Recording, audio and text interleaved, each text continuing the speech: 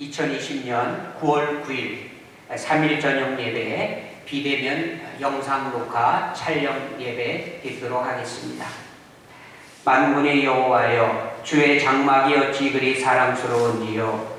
내 영혼이 여호와를 궁전을 사모하여 새약하니요. 내 마음과 육체가 살아계시는 하나님께 부르짖나이다.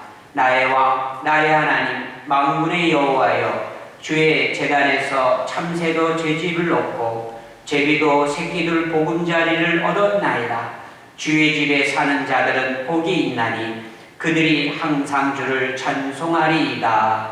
아멘.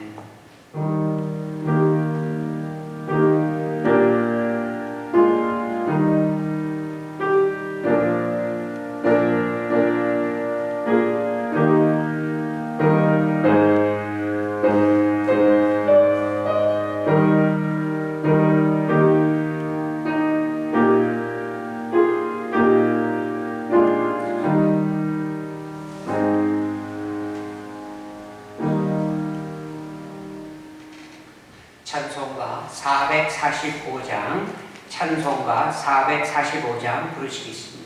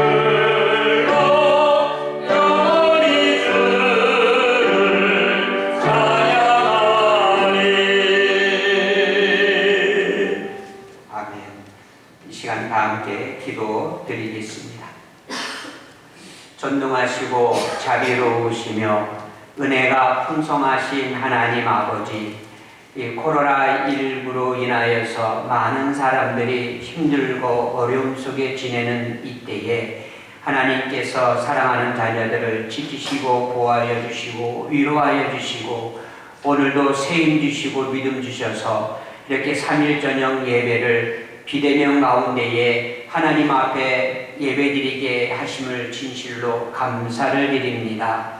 약할 때에 세임 주시고 강건한 신앙의 보루가 되어주시는 하나님 아버지, 오늘도 우리는 그 하나님의 인자하심 앞에 하나님의 긍휼하심을 받기 위하여 주님 앞에 나왔나이다.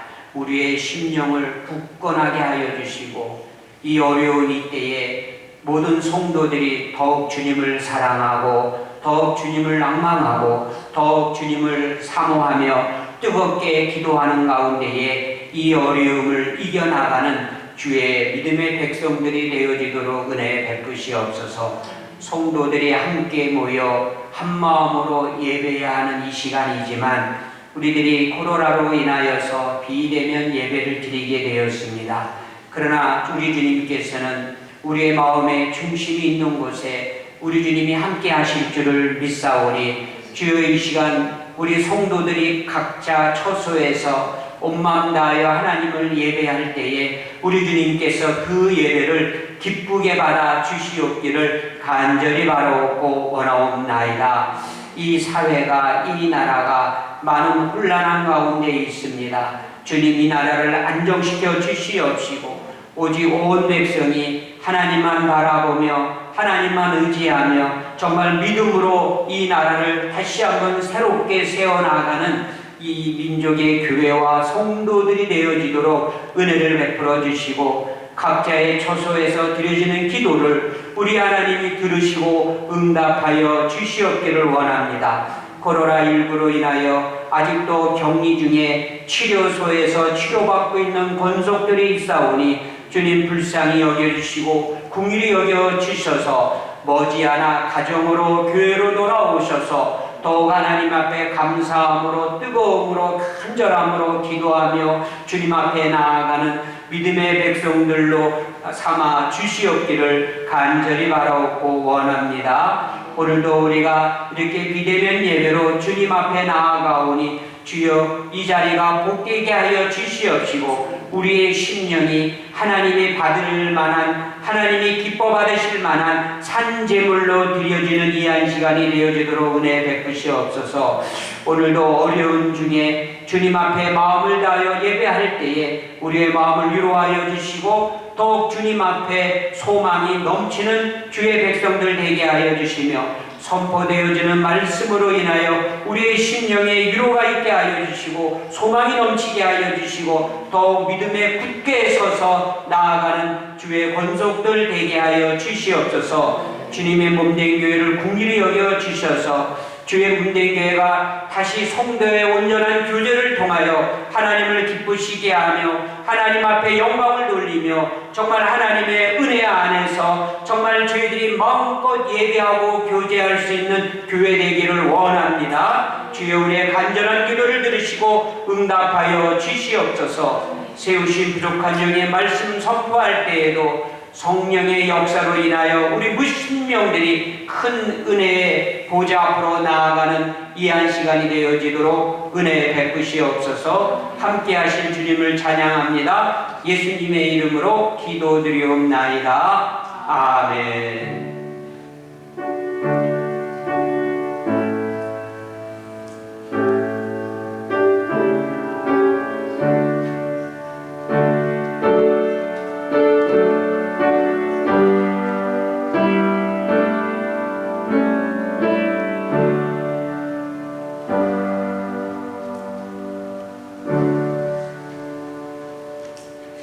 시간 봉독할 하나님의 말씀은 구약성경 사무엘상 27장 1절에서 2절 말씀입니다. 구약성경 455면에 있는 사무엘상 27장 1절에서 2절 말씀 받들어 읽겠습니다.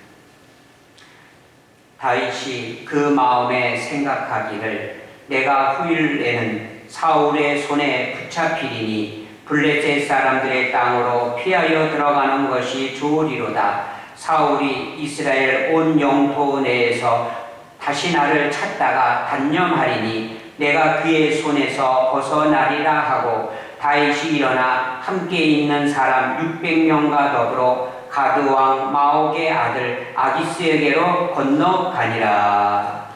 아멘. 교회 생활 잠시 알려드리도록 하겠습니다. 지금은 코로나19로 인해서 교회가 비대면 예배로 하나님 앞에 예배하는 때입니다. 이번 주까지, 다음 주까지 비대면 예배로 일단은 정부가 방침을 세운 가운데 있는데 거의 한 달가량 우리가 비대면 예배로 시간마다 우리가 하나님 앞에 나아가게 되어지는데 성도들이 더욱 간절한 기도와 뜨거운 기도가 있기를 바라고 조속히 코로나부터 교회가 또 성도들이 자유로워서 주님의 몸된 교회 나와 함께 찬송하고 기도하고 성도의 온전한 교제를 통하여 하나님 앞에 나아가며 또 하나님 앞에 영광을 돌릴 수 있는 그날이 속히 오도록 늘 기도해 주실 수 있기를 바랍니다. 특별히 나라와 민족을 위해서 기도 많이 하실 수 있기를 바랍니다. 지금은 어느 나라도 안전한 나라가 없고 어느 나라도 이렇게 편안한 나라가 있지 않습니다. 특별히 우리 한국은, 이 한반도는 아직 우리가 남북 분열 상태로 분단된 조국, 그리고 요즘에는 우리가 이 사상적, 이념적 우리가 이렇게 양극화되어지는 그런 가운데에 우리가 사는 이 사회도 이 나라도 많은 혼란함을 겪고 있는 때이죠. 이럴수록 믿음의 자녀들이, 성도들이, 교회가 나라와 민족을 위해서 힘껏 기도하여야 할 줄 압니다.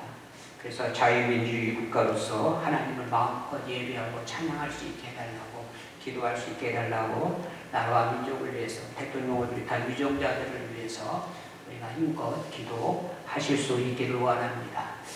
코로나로 인하여서 우리가 많은 교우들이 병원에 혹은 생활관에서 치료를 받게 되셨는데 이제는 많은 분들이 퇴원하셨습니다. 두 분 어르신만 남았는데 두 분 어르신들도 아마 2주간에는 다 퇴원하시게 될 줄 믿고 계속해서 우리가 어려운 이들을 위해서 기도하시면서 정말 기쁨으로 하나님 앞에 나와 예배할 수 있는 그날을 위해서 서로 위로, 격려, 기도가 있기를 간절히 소망합니다.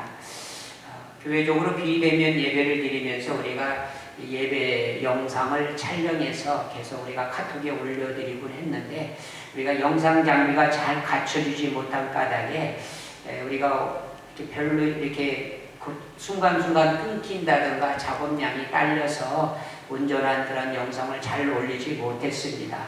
교회가 형편나는 대로 영상 장비를 하나하나 구입해서 이러한 시간들이 있을 때마다 우리가 영상 촬영 잘해서 우리 성도들에게 이제는 실시간 영상으로 함께 예배할 수 있는 그런 장비를 갖추기를 바라고 오늘 이 영상은 새롭게 구입한 캠코더로 찍어 올리게 되어집니다. 모든 영상 장비가 완전하게 갖춰진 건 아니지만 하나하나 갖춰가면서 하나님 앞에 우리가 영상 예배를 드릴 수 있도록 하겠습니다. 기도해 주시고 또 수고하신 분들에서 격려해 주시고 우리 모두가 한 마음으로 나아가실 수 있기를 원합니다. 하나님의 말씀 전합니다. 영적인 힘을 회복하라. 오늘 우리 본문의 말씀을 의지해서 영적인 힘을 회복하라라는 말씀으로 함께 은혜를 나누도록 하겠습니다. 진실한 성도, 양심 있는 성도라면 한 번쯤 고민하고 또 우리가 기도하는 그런 내용이 있죠. 다름이 아닌 어떻게 하면 신앙생활을 잘할 수 있을까? 어떻게 하면 믿음 생활을 잘할 수 있을까? 이게 성도들에게 있어서 고민과 기도일 것입니다. 내가 하나님 앞에서 한번 떳떳하게 그리고 당당하게 살아보고 싶다. 내가 하나님의 자녀인데 정말 자녀답게 하나님 아버지를 기쁘게 하는 그런 믿음 생활 하고 싶다. 이게 바로 모든 성도들에게 있어서 한결같은 바램이고 소망이라고 볼 수 있을 것입니다. 그런데 어떻습니까? 마음먹은 대로 우리의 신앙생활이, 마음먹은 대로 우리의 믿음 생활이 잘 되고 있습니까? 잘 되고 있다면 그보다 더 좋은 일은 없을 것입니다. 그런데 생각보다는 우리의 믿음 생활이, 우리의 신앙 생활이 마음먹은 대로, 생각했던 대로 잘 되지 않는 것이 오늘 우리의 현실일 것입니다. 잘 믿던 성도가 어느 날 갑자기 신앙이 떨어지고, 더 나아가서는 하나님과의 관계가 끊기고 막히는 그러한 일들을 우리가 볼 수 있게 되어집니다. 하나님과의 관계가 끊기고 막혔다, 이 말을 우리가 다른 말로 표현하면 영적 침체를 맞았다라고 말할 수 있을 것입니다. 오늘 우리는 왜 성도들에게 있어서 이런 영적 침체가 오는가, 그 말씀을 좀 살펴보려고 합니다. 이런 영적인 침체 현상에서 승리하기 위해서는 우리가 또 어떻게 하여야 할 것인가?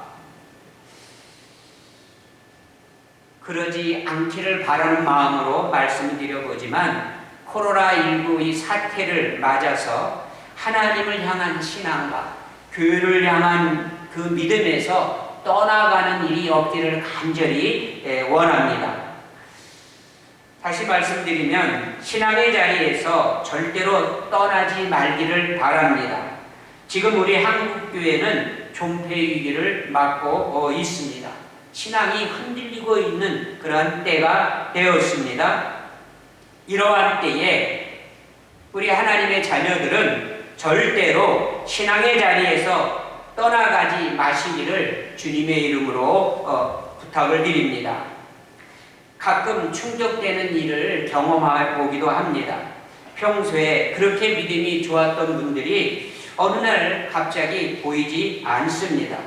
그래서 신방 가서 얘기 나누고 또 위로하고 또 기도하고 또 예배하면서 많은 이야기를 나누는데, 그들은 나름대로는 이유를 말씀하죠.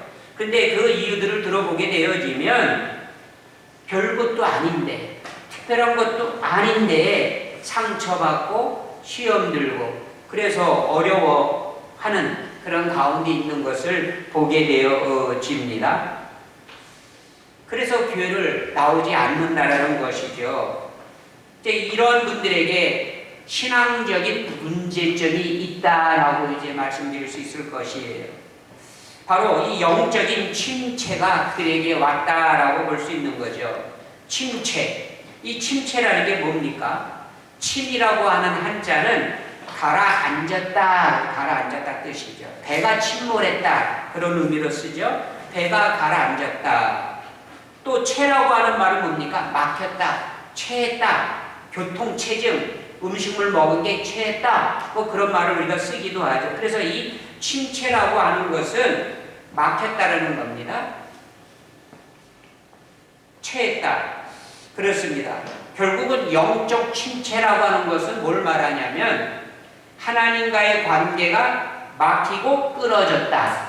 하나님과의 관계가 막히고 끊어졌다라고 하는 말을 영적 침체, 이렇게 말씀할 수 있을 것입니다. 성도들에게 있어서 가장 고통스러운 일이 무엇인가? 사회생활하면서 직장에서 어려움 당하는 것 고통스러운 일일 것입니다. 또 자녀들에게 문제가 생기는 것도 엄청난 고통일 것입니다. 하던 사업이 무너지는 것도, 그것도 참 괴로운 일이 될 것입니다. 그런데 이런 사업이 무너지고 직장에 어려움이 오고 자녀들에게 문제가 생기는 것보다 훨씬 더 큰 고통이 성도들에게는 있습니다. 그 고통이 뭐냐 하면 하나님과의 관계가 끊어지는 것입니다. 다윗을 보게 되어지면 다윗은 평소에 참 믿음이 좋은 그러한 왕이죠. 순간순간 하나님을 바라보고 하나님을 향해 기도했고, 심지어는 고난이 찾아왔을 때도 하나님께 감사함으로 나아갔습니다. 그런데 이런 다윗에게 문제가 생겼습니다. 밧세바와 범죄를 범하게 되었던 것이죠. 이 간통사건이 일어나게 된 것입니다. 그 간통사건을 계기로 해서 하나님과의 관계가 무너지기 시작했다라고 말할 수 있죠. 그때부터 다윗은 처절한 삶 속으로 빨려 들어가게 되어집니다. 얼마나 고통스러웠던지, 얼마나 괴로웠던지 하나님께 기도하기 시작합니다. 하나님, 주의 성령을 내게서 거두지 마옵소서.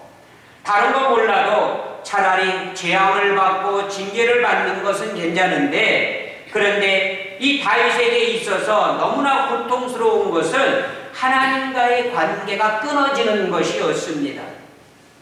그래서 얼마나 괴로웠던지 침상이 젖도록 눈물로 회개하였다라고 기록하고 있죠. 밤새도록 하나님께 기도합니다. 주의 성령을 내게서 거두어 가지 마시라고 기도합니다. 그만큼 하나님과의 교제가 끊어졌을 때에 큰 고통이 임하는 것을 우리는 다윗을 통해서 알게 되어집니다. 그렇습니다. 성도들에게 있어서 최고의 고통은 하나님과의 관계가 끊어지는 것입니다. 이것을 우리는 영적 침체라고 말할 수 있는 것이죠. 이러한 현상이 일어나면 우리들의 신앙생활은 큰 슬럼프에 빠져들게 되어집니다. 간혹 운동선수들을 보면, 슬럼프에 빠진 선수들을 보면 우리가 알 수 있는 내용인데, 컨디션이 좋을 때에는 골도 잘 놓고 안타도 잘 치고 혹은 홈런도 치죠. 컨디션이 좋을 때는 기록도 잘 나옵니다.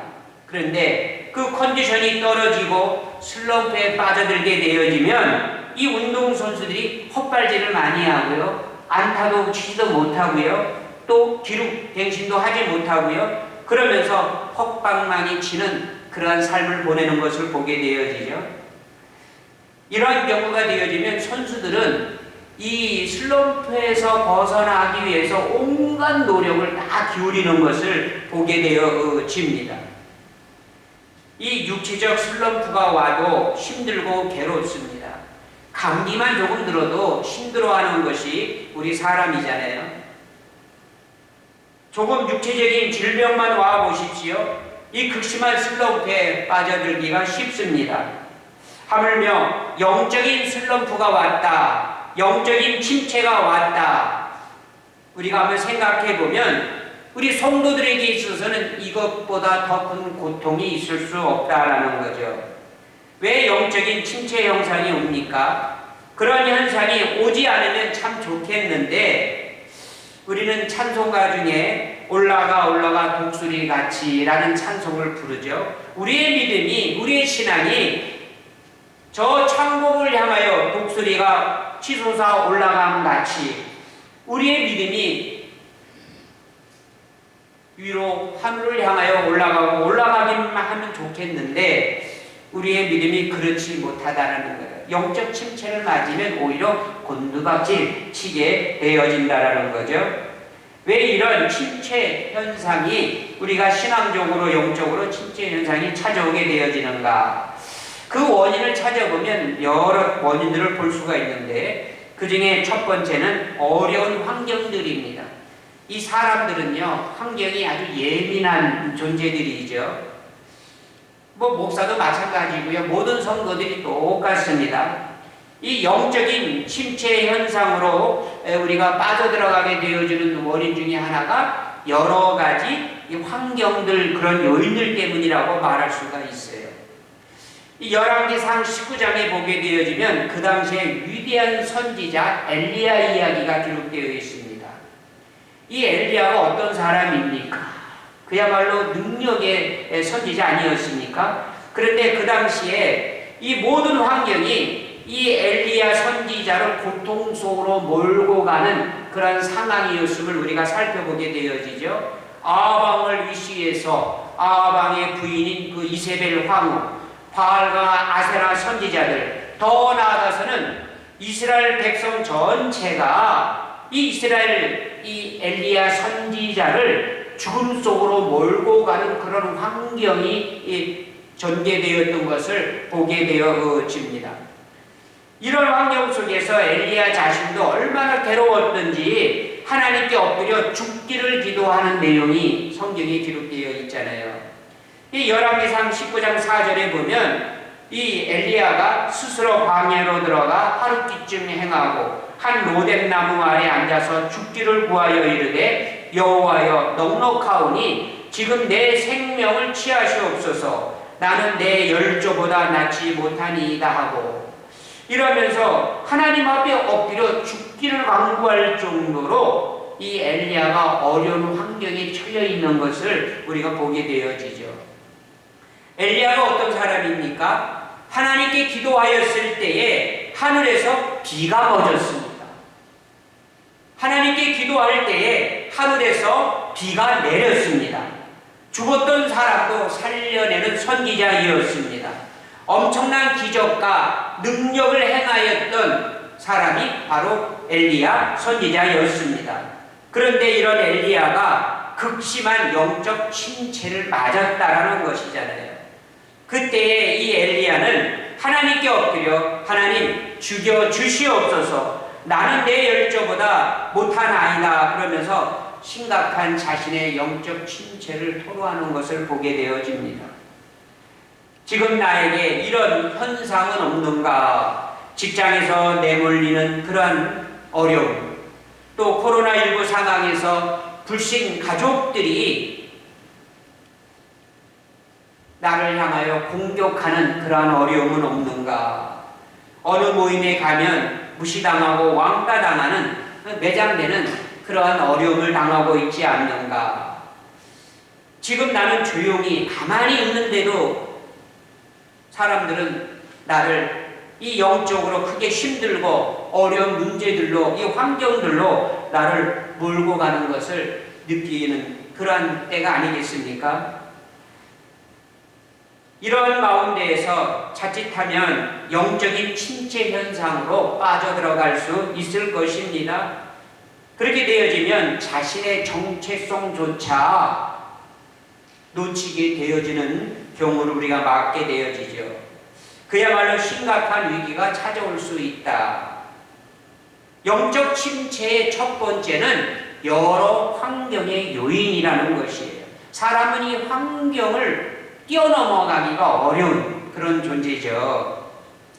두 번째로 왜 인간에게 영적 침체가 우리에게 오는가? 이거는 인간관계 속에서 얼마든지 이러한 현상이 찾아오게 되어 있습니다. 사람은 사회적 동물이다 보니까 항상 다른 사람과 관계 속에서 살아가게 되어집니다.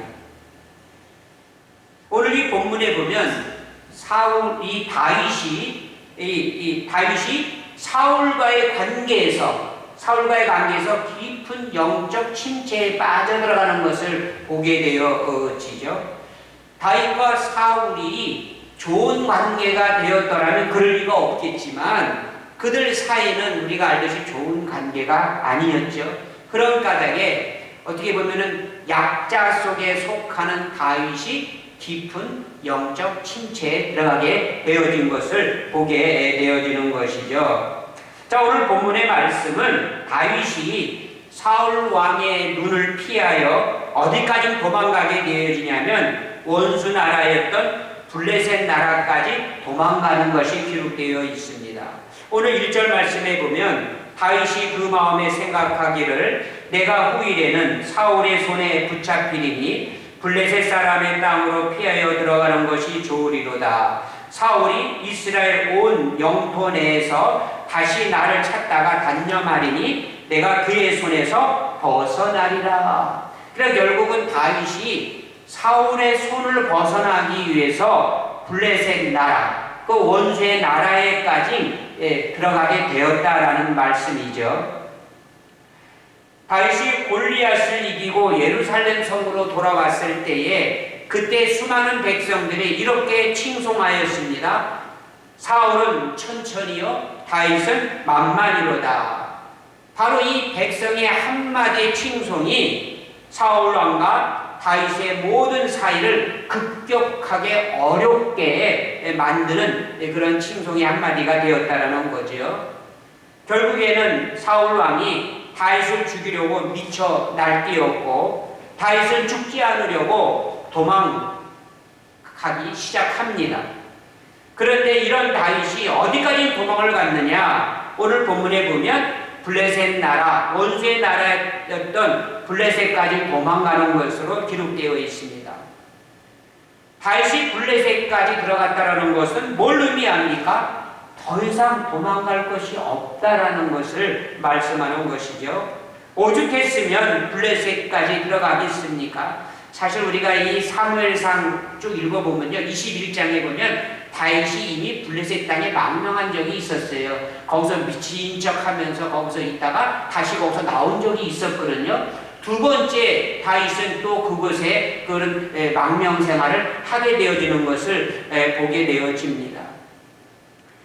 우리가 잘 아는 대로 다윗의 정적이었던 이 골리앗이 바로 이 가드 사람이요 블레셋 사람이거든요.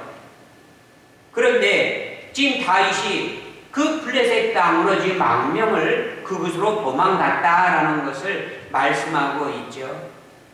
더 이상 도망갈 데가 없기 때문에 다윗이 정한 곳이 바로 블레셋 땅이다. 우리는 이런 상황을 보면서 다윗은 극도로 그의 심신이 피곤해져 있고 지쳐 있었음을 알게 되어집니다. 쫓겨다니는 것처럼 불안한 일이 없고 또 도망치는 일처럼 위험스러운 일이 없다라고 말할 수 있죠. 얼마나 도망할 데가 없었으면 원수의 나라인 그 블레셋까지 도망갔겠는가. 또 그곳에서 그 이전에도 많은 모욕감을 느낀 그런 경험이 있는데도 불구하고 다윗이 그곳으로 다시 갈 수밖에 없었겠는가. 우리는 다윗의 처지가 너무나도 비참했던 것을 알게 되어집니다. 지금 다윗이 어디까지 피해 도망갔다고요? 블레셋. 결코 좋아서 다윗이 그곳으로 피신하지는 않았을 것입니다. 오늘 성경에도 보니까 살기 위해서, 사울의 손에서 피하기 위하여 살기 위해서 그곳에 들어갔다라고 기록하고 있습니다. 이리하니 오늘 성경을 계속 읽어보면은요, 8절, 9절 그 이후의 말씀 보면요, 다윗이 거기서도 무슨 행동까지 하냐면 주변에 여러 도시 국가들을요 침략해가지고요 사람을 모조리 죽이고 약탈하고 그런 일까지 행해요. 근데 이러한 모든 일을 누구를 위해서 행하는 거냐면 아기스와 블레셋의 자기가 거기서 몸을 붙이고 있기 때문에 어쩔 수 없이 그들에게 나름대로는 다윗이 이 블레셋 사람들의 마음을 안심시키기 위한 그런 모습이 아니었겠는가라고 생각해 볼 때 이것처럼 또 다윗이 좀 어떻게 보면은 저렇게 불행하게 저렇게 살아갈 수 있을까? 다윗은 정확한 사람 아닙니까? 그는 믿음의 사람 아닙니까? 그는 성실한 사람 아닙니까? 그런데 그 기도의 사람이 블레셋에 가서 망명 가더니 그 블레셋의 아기스 왕의 조금이라도 마음에 들게 하기 위해서 생각지도 못한 약탈꾼이 되어서 노략꾼이 되어가지고 생활한다는 걸 보면 다윗이 영적으로 얼마나 침체에 빠졌는가를 볼 수 있게 되어지는 것이죠. 참으로 다윗은 신앙 상태가 완전히 침륜에 빠지게 되었다는 것입니다. 더 이상 떨어질래야 떨어질 수 없는 그런 막다른 골목에까지 이르게 된 다윗의 모습을 우리는 보게 되어지는 거죠. 이게 바로 영적 침체 현상으로 나타나는 다윗의 모습이라고 볼 수가 있습니다. 우리의 삶에 자꾸만 내어 쫓기다 보면 더 이상 일어설 자리 힘을 잃어버리게 되어지면 우리는 큰 고통 속에 빠져들게 되어지고 영적으로 큰 위기를 맞게 되어집니다. 이게 바로 관계에서 어려움을 당하게 되어지면 내몰리게 되어지니까 또 생각지도 못한 엉뚱한 일을 행하게 되어지면서 점점 그 영적으로 깊은 침체에 빠져가는 것을 보게 되어지는 거죠. 이 세 번째를 보면은 내 자신에게 임한 영적인 문제와 그리고 이 상처를 치료하지 못할 때에 또 영적 침체에 빠져들어가는 것을 보게 되어집니다. 제가 이제 목회를 하면서 제가 그런 경험들을 가끔 하게 되어지는데, 이 어떤 분들은요, 이 주기적인 사이클이 있어요.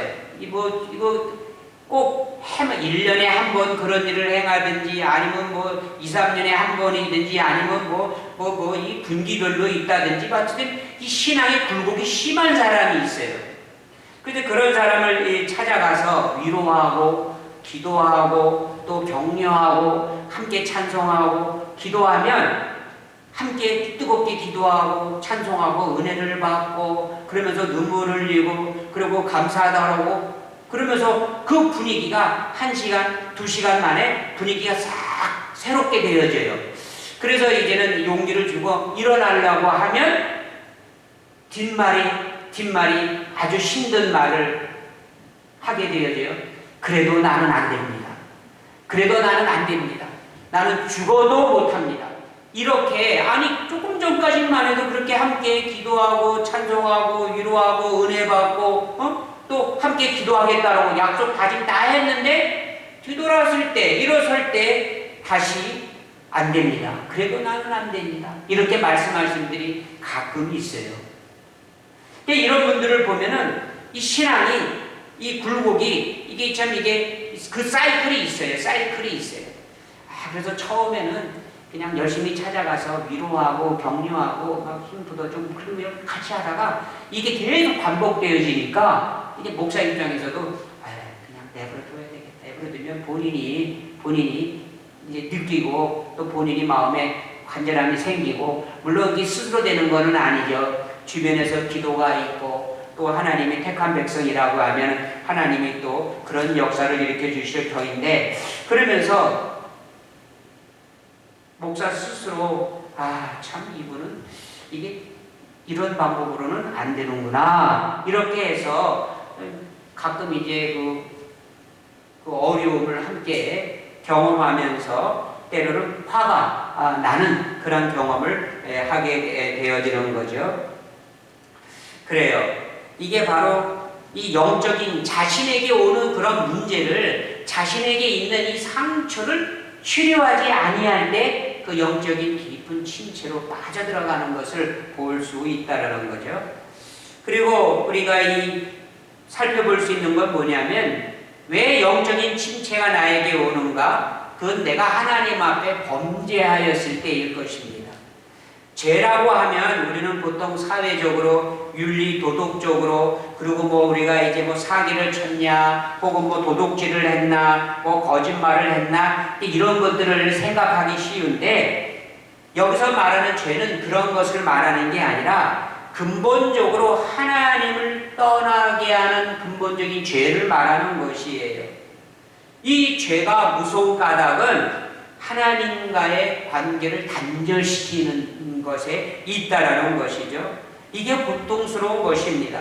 그래서 로마서 3장 23절에 보면 모든 사람이 죄를 범하였음에 하나님의 영광에 이르지 못하더니 라고 말씀을 하셨어요. 이 죄가 어떠한 죄를 말하는 겁니까? 근원적으로 하나님을 떠나는 죄를 말하는 것입니다.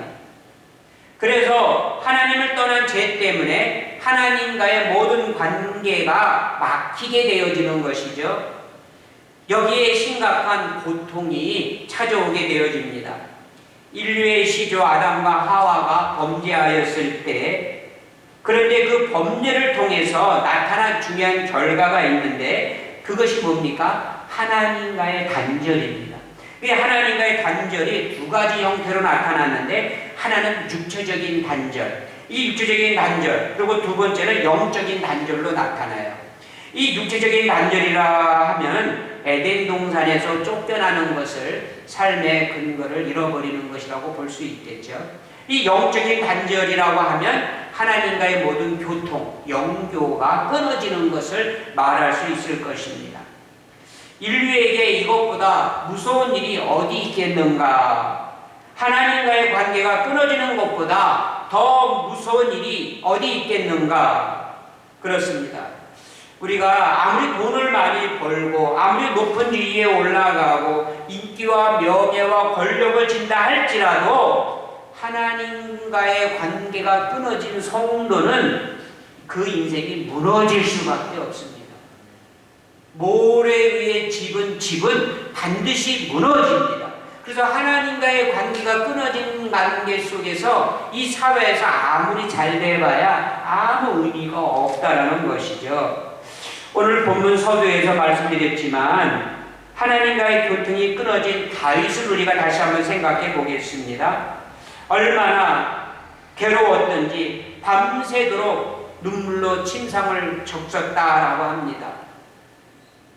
그러면서 하는 말이 주의 성령을 내게서 거두지 마시옵소서. 다른 것은 제가 다 참겠습니다. 심지어는 제가 재앙을 맞는다 할지라도 감사히 받겠습니다. 그런데 주의 성령만큼은 내게서 거두지 말아 주시옵소서. 이게 다윗이 부르짖었던 기도의 내용이죠. 왜 그랬습니까? 하나님과의 관계가 끊어지는 것만큼 고통스러운 것이 없음을 다윗은 알았던 것입니다. 어쨌든 영적인 침체 현상이 이런저런 모양으로 나타나게 되어지는데 때로는 환경을 통해서 인간관계를 통해서 또 자신들의 영적 문제를 통해서 또 나아가서는 하나님과의 관계가 끊어짐으로 그 엄청난 고통들이 우리에게 몰려오게 되어지면서 우리는 더 깊은 침체에 빠지게 되어진다는 것이죠. 이러한 영적인 침체가 오면 그 결과들이 나타나게 되어지는데 그 결과들이 첫 번째 따르는 결과가 뭐냐면 구원의 감격이 사라집니다. 우리는 교회 생활 오래 하고 믿음 생활 오래 하신 분들 보면은요, 구원의 감격이 사라진 사람들을 볼 수 있어요. 그렇게 기쁘고 평안하고 그렇게 좋았던 마음 속에 불안한 마음이, 답답한 마음이, 힘들었던 마음이, 어려운 고통이 찾아오게 되어지는 것이죠. 이게 제일 큰 문제일 것입니다. 구원의 감격이 사라지는 것이에요. 우리 성도에게 있어서 구원의 감격은요, 신앙의 제1조입니다. 구원의 감격. 상황이 아무리 힘들고 어려워도 심지어는 물질적으로 또 여러 가지로 내몰려도 우리 속에 구원의 감격이 흔들리지 아니하고 구원의 감격에 확신을 가지고 있게 되어지면 우리에게 다가오는 어떤 어려움도 우리는 이겨나갈 수가 있어요. 근데 영적 침체에 빠진 사람들의 첫 번째가 구원의 감격을 잃어버린다는 것입니다. 우리는 마음속 중심에 흔들리지 아니하는 이 구원의 확신에 거하여야 할 것입니다.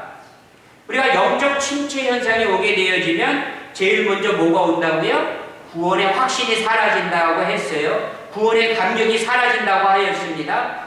그때부터 우리는 깊은 수렁으로 계속해서 빠져 들어가게 되는 것이죠. 자, 왜 구원의 감격이 중요하냐면요, 이것은 성도의 예배와 직결되어 있기 때문에 그렇습니다. 구원의 감격이 사라지게 되어지면 성도는 예배할 수가 없습니다.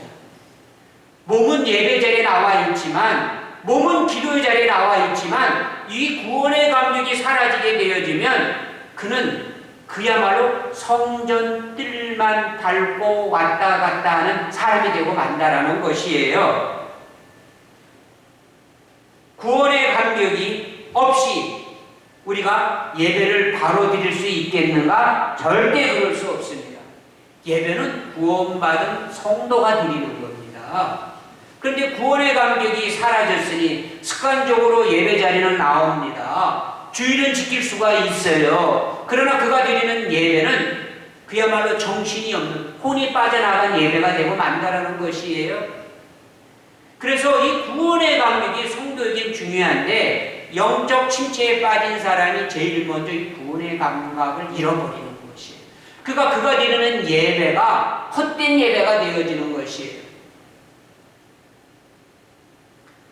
이 예배에 드릴 때 이 구원의 감격이 없이 예배를 드리게 되어지면 그 예배가 기쁨이요 감사의 예배가 아닌 지루한 예배가 되어집니다. 짜증나는 예배가 되어져요. 조금만 예배가 늘어진다 싶으면, 설교가 좀 길어진다 싶으면 내 안에서 짜증이 나옵니다. 분노가 폭발하게 되어요. 왜 빨리 안 끝나? 빨리 가야 되는데. 그런 마음이 내 안에 있게 되어지면 그 예배는 헛고가 되어지는 것이에요. 바로 영적 침체에 빠진 사람이 이 구원의 감격을 잃어버리면서 나타나는 반응들이라고 볼 수가 있게 되어지는 것이죠. 이것으로 끝나느냐? 그렇지 않습니다.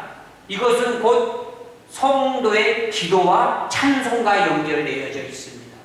구원의 감격을 잃어버린 사람이 예배를 바로 드릴 수 없다라고 하면 그 예배 속에 드려지는 찬송이 어떻습니까? 지겨울 뿐이에요. 지겨울 뿐이에요. 제가 이제 중국에서 선교 사역을 하는 선교사 우리 동료한테 들은 이야기예요. 그러니까 이제 지하교회에서 예배를 드리는데 어떨 땐 그 예배가 4시간도 드리는데 4시간 깜짝 놀랐어요. 아니 그 좁은 데에서 막 땀 비지비지 흘려가면서 다리가 쥐가 나는데도 4시간을 예배 드린대요, 이들은요. 그런데요, 참 더 놀라운 건 뭐냐면 찬송가 하나가요 100절까지입니다. 100절까지. 우리는 찬송 하나에 5절, 4절, 5절짜리 부르려면 되게 지루하게 느껴지잖아요. 근데 그들은 100절까지는 있대요, 100절. 그래가지고 100절까지 실컷 불렀는데 사회자가 한 번 다시 부르겠습니다 하면은요, 찬송 하나 부르는데 1시간이 넘어간대, 1시간 넘어간대. 그게 중국 지하교회가 드리는 예배 스타일이라고요. 아, 난 그래가지고 깜짝 놀랐어요. 야, 중국 사람들이 그렇게 예배를 드리는구나. 근데 우리가 어떻습니까? 우리는 3절, 4절 되는 찬송가도 한 번 더 부릅시다 하면 벌써부터 인상이 팍 써지는 거야, 그냥. 네? 엉덩이가 들썩들썩 거리는 것이야. 이게 왜 그러냐? 구원의 감격이 없기 때문에 그래요. 그 중국에 있는 지하교회 사람들은요, 이 구원의 감격이 이 가슴 속에서 타오르기 때문에 그 앉은 자리에서 찬송가 한 장을 네? 1시간씩 부른다는 거, 1시간씩. 그래요. 우리가 예배 때 중요한 요소가 찬송입니다. 찬송은 하나님 앞에 곡조 있는 기도라고 그랬어요. 또 기도도 똑같습니다. 우리가 이렇게 예배 드릴 때 구원의 감격이 없어지게 되어지면 예배 자체가 안 되는 거예요. 기도가 되어지질 않는 거예요. 찬송이 되어지질 않는 거예요. 그러니 그 말씀을 들으면 지식적으로 아, 저 말씀은 누가 들어야 되는 말씀인데 나한테 주는 말씀으로 받을 리가 없어요. 그러는 마음가짐, 그러한 믿음 가운데 드려지는 헌금은 또 어떻습니까? 헌금은 반드시 계산적이죠. 체면 유지적이죠. 그러니 그 헌금을 우리가 하나님이 기쁘시게 받으시겠습니까? 그럴 수가 없죠. 그래서 이 영적 침체에 빠진 사람이 제일 먼저 당하는 게 뭐냐면 구원의 확신을 잃어버리는 거예요. 구원의 확신을 잃어버리게 되어지면 반복되어지는 이 신앙생활은 다 형식적으로 되어질 수밖에 없다라는 것이에요. 그러다 보니까 자연적으로 감사가 사라지는 거예요. 감사가 사라지는 것이에요. 감사가 사라지니 우리 몸은요, 진짜 마비 상태를 우리가 당하게 돼요. 마비 상태가 되어지는 거예요. 그래서 우리는 이 영적 침체 현상이 우리에게 오면 우리가 어떻게 해야 되는가? 조금 전에도 말씀드렸지만 운동선수들이 우리가 슬럼프에 빠지면 어떻게 한다고 그랬어요? 평소보다 더 열심히, 더 땀 흘려서, 더 최선을 다하여서 그들은 슬럼프를 벗어나기 위해서 노력합니다. 가만히 있어서 벗어나는 게 아니에요. 쉰다고 벗어나는 게 아닙니다. 여유 부리면 좀 쉬면은 슬럼프에 벗어날 것 같죠? 아닙니다. 오히려 운동선수들은요, 평소보다 더 많은 땀을 흘리고요, 더 많은 수고를 하고요, 더 많은 훈련을 쌓는 것을 보게 되어지는 것이죠. 우리가 성경을 통해서 영적 침체에서 벗어나는 것을 확인해 봅니다. 시편 42편 5절에 보면 이렇게 말씀하셨어요. 내 영혼아, 내가 어찌하여 낭망하며 어찌하여 내 속에 불안하여 하는고, 너는 하나님을 바라라. 그 얼굴에 도우심을 인하여 내가 오히려 찬송하리로다. 이렇게 말씀하셨어요. 여기 보면 하나님을 바라라. 낭망하는 심령, 불안해하는 심령, 영적 침체에 빠진 심령들은 어떻게 하라? 하나님을 바라라 라고 말씀했어요. 그리고 끝에 보면 내가 오히려 찬송하리로다. 이 말은 무슨 말입니까? 영적 침체에 빠졌을 때에는 더욱 영적으로 열심을 내야 된다는 거예요. 한 발자국 더 가까이 나아가야 된다는 거예요. 더욱 모이게 힘써야 되는 거예요. 더욱 기도에 간절히 힘쓰라는 것이에요. 이게 영적 침체에 빠져나가는 다른 방법은 있을 수가 없어요.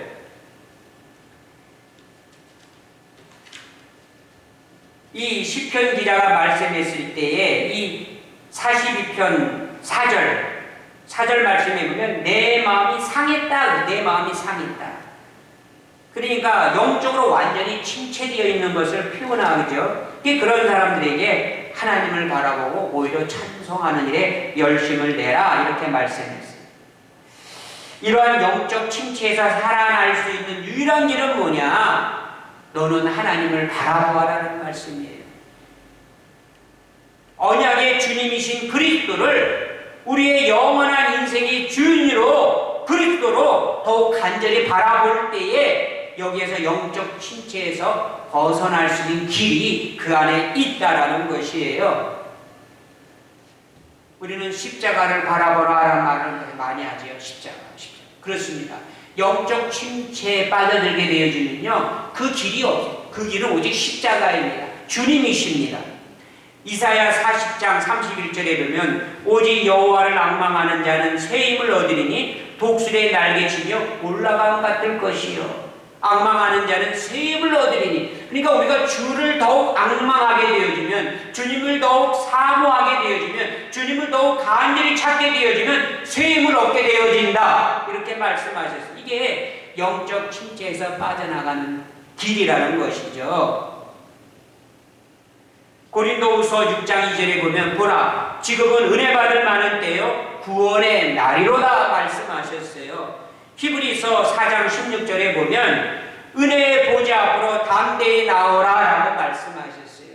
우리가 영적 침체에 빠져 있을 때에 다른 길은 없습니다. 주님 앞으로 나아가는 것입니다. 평소보다 더욱 간절하게, 더욱 뜨겁게 주님을 바라보고 주님을 찾고 기도에 힘쓸 때에 우리는 영적 침체에서 벗어나게 되는 줄을 믿습니다. 코로나19 이 사태가 우리를 영적 깊은 침체로 몰아가고 있어요. 더구나 대면 예배를 금지당한 이때에는 더더욱 우리를 깊은 영적 침체로 몰고 가고 있는 그런 상황이죠. 이럴 때 우리가 이 영적 침체에서 벗어나는 길은 뭐냐? 다른 거 없습니다. 더욱 하나님을 사랑하고 더욱 하나님을 앙망하고 더욱 하나님을 간절히 찾고 부르짖어 기도하는 가운데에 우리가 나아갈 때에 우리는 영적 침체에서 벗어나게 되는 줄을 믿습니다. 지금은 함께 모여 예배할 수 없는 그러한 때이지만 이럴 때일수록 우리 성도들이 있는 처소에서 주님을 더욱 간절히 부르짖어 찾기를 원합니다. 더욱 뜨겁게 찬송하기를 원합니다. 그래서 구원의 이 감격이 사라지지 않도록 더욱 힘써 헌신하는 주의 권속들 되시기를 주님의 이름으로 소원합니다. 기도합니다. 사랑하시는 아버지 하나님, 주님의 은혜를 감사합니다. 오늘도 비대면 3일 저녁 예배 우리가 영상으로 하나님 앞에 예배하면서 우리의 영적 침체에서 벗어날 수 있는 길은 말세에 이룰수록 더욱 모이게 힘쓰라고 하시는 주님의 말씀을 의지하여 있는 처소에서 기도하고 찬송하고 말씀을 묵상하면서 하나님 앞에 나아가는 것인 줄을 믿습니다. 평소보다 더 우리가 깨어 기도하는 일에 힘쓰게 하옵소서. 더욱 주님 앞에 가까이 나가게 하여 주시옵소서. 더욱 말씀 앞에 바로 서게 하여 주시옵소서. 주여 우리를 긍휼히 여겨주시고 우리 이 코로나로 인하여 영적 침체에 빠지지 아니하도록 주여 우리를 날마다 깨워주시고 보호하여 주시고 인도하여 주시고 더 큰 믿음으로 충만케 하여 주시옵소서. 감사하고 예수님의 이름으로 기도드리옵나이다. 아멘. 찬송 488장 부르시겠습니다.